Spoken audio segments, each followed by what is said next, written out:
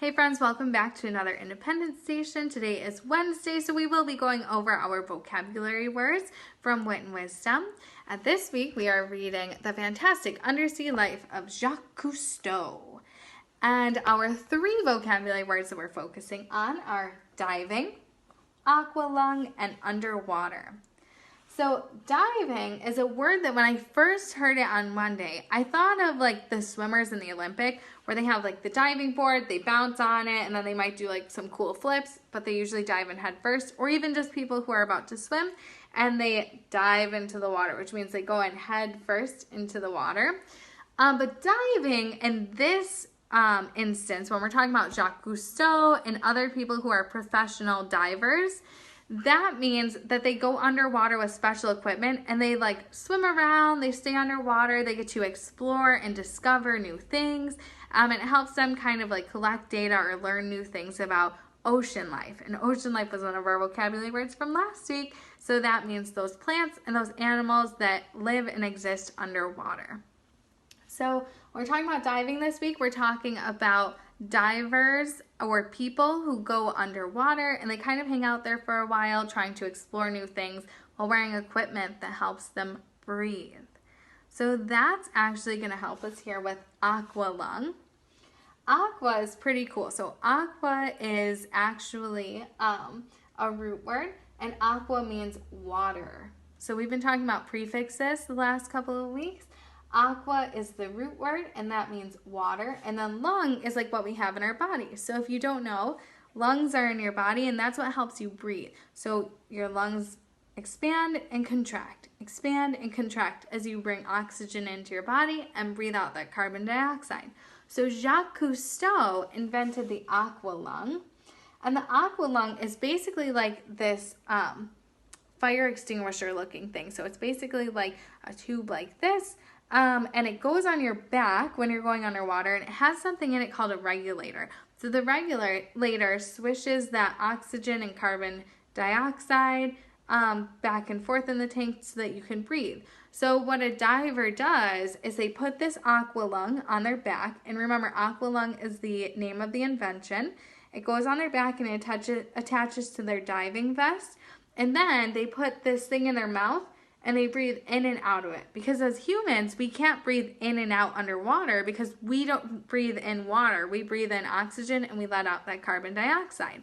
So Jacques Cousteau wanted to be able to stay underwater for longer. That's how the aqua lung helps him.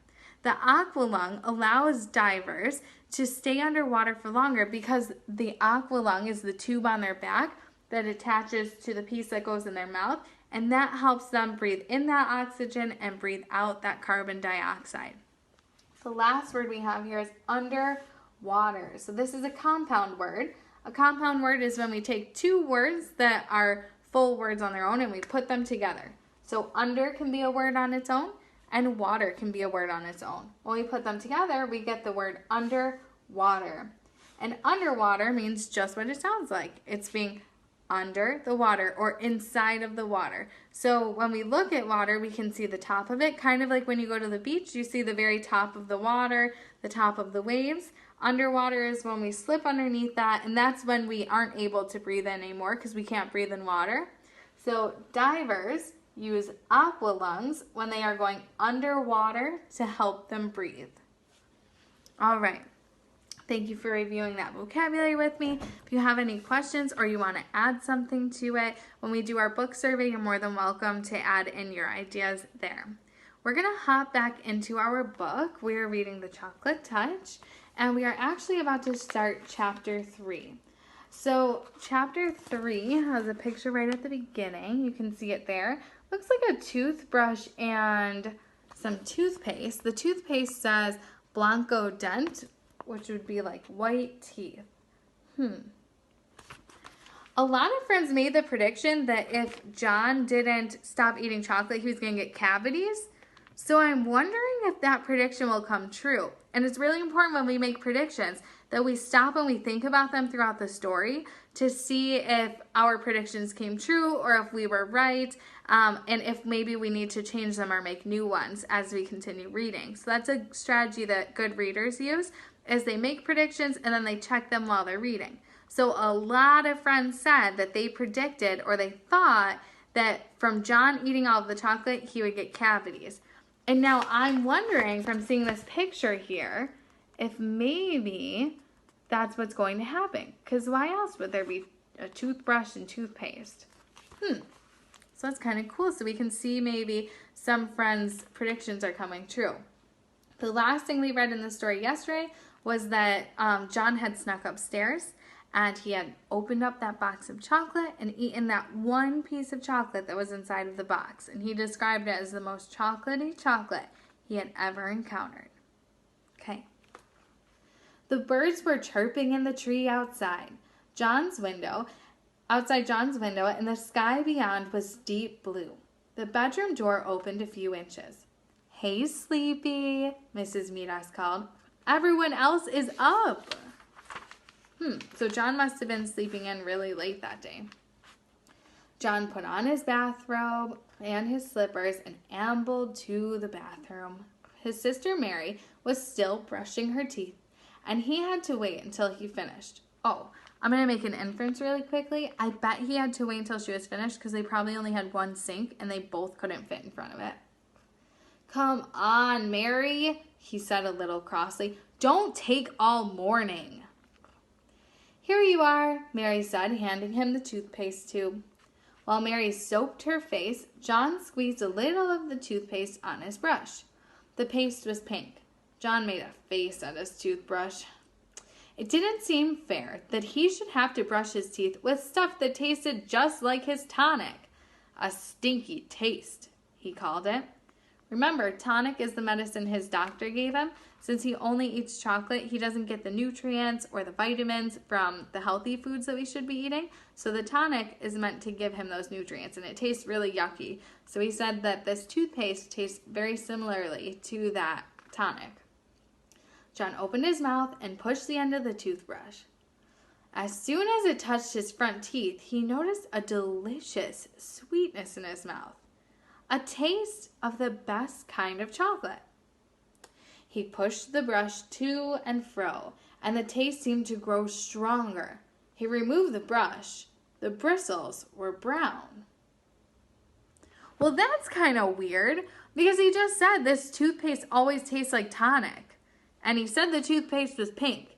But now he said he put the toothbrush in his mouth, and he started to taste chocolate, and as he was brushing, he pulled it out to look at it, and it was brown. What's going on? What do you think is happening right now?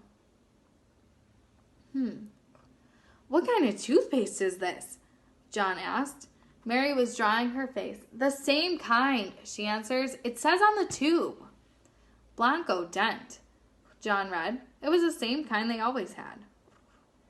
"Why is it chocolate flavored this time?" he asked. "Boy, it's good." "Silly," Mary said. "Of course it isn't chocolate." She hung up her towel and swished out of the bathroom. John squeezed some more toothpaste onto his brush and continued to brush his teeth. Chocolate again! It was marvelous, rich, sweet, smooth chocolate, chocolatey chocolate, like the single piece of chocolate from the box the night before. So something must be happening. A lot of people think that something magical is going to happen, because remember, this is a fantasy story, which means at least one thing is going to happen in this story that could never happen in real life. That's what that genre of fantasy means. And I'm wondering, this is so strange, because his toothpaste usually is gross, he said, and he's brushing his teeth and it's tasting like chocolate, but not just like regular chocolate. It tastes like that piece of chocolate from the box he had last night. I'm going to stop and show you this picture really quickly. So take a look. I bet that's John Midas, and I bet you that's his sister right there. We can see him in his bathrobe and his slippers, just like the author described, and now the illustrator is supporting it. And he's brushing his teeth. Take a look at how his face looks. He's smiling there. He looks pretty happy, and his sister looks kind of like, hello, silly goose. What are you smiling about? It's just toothpaste. There seemed to be no further need for the toothbrush, so John rinsed it and hung it up. He squeezed out another bit of toothpaste onto his finger this time. He put his finger in his mouth and ate the toothpaste off. When he took his finger out again, it was stained chocolate brown. John wasted no more time. He put the end of the toothpaste tube in his mouth and squeezed and emptied the toothpaste onto his tongue. It squeezed out like thick, creamy chocolate. So now he's eating toothpaste. He picked up the tube and he went and started squeezing it into his mouth. Mary looked into the bathroom. "Hey, what are you doing?" she demanded. "Yummy," was all John said. John and Mary were a little late getting to the dining room, and Mr. Meadas was already on the way to his train when they sat down at the breakfast table. "John ate up all the toothpaste," Mary told her mother. So I'm going to stop here. Mary, who is John's sister, told his mom that he ate all of the toothpaste. If we remember, earlier in the story, the dad had said that John was always upsetting his mom by eating all of this candy. And now I'm wondering how she's going to feel now that he ate all of the toothpaste because it tasted like chocolate. So what I want you to do is either in the description below or go to my schedule, click on the book survey, and I want you to answer the question. The question for today is going to be, how do you think John's mother will react to John eating the toothpaste?